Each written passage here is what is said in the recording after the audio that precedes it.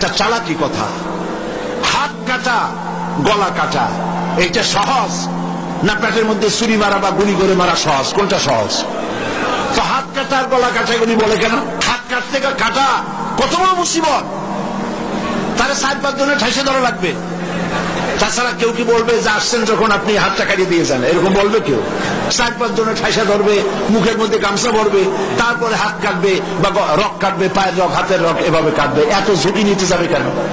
ছুরিটা যে ছুরিটা দিয়ে হাতটা কাটবে ওই ছুরিটা পেটের মধ্যে মুখের মধ্যে ঢুকায় দিলেই তো সারলো। এটা বলে কেন? এই সহজ কাজটা করে না, রক কাটে গলা কাটে কেন বলে? এই কথাটা বলে প্যানিক সৃষ্টি করতে চায়। যে সমস্ত ছাত্র ছাত্রীরা দিন পেতে চায়, ইসলামে আসতে চায়, তারা যেন ইসলামী ছাত্র শিবিরের কাছে আসতে না পারে, তার জন্য ষড়যন্ত্রমূলক এই বদনাম তারা দেশ শুদ্ধ জড়াইছে।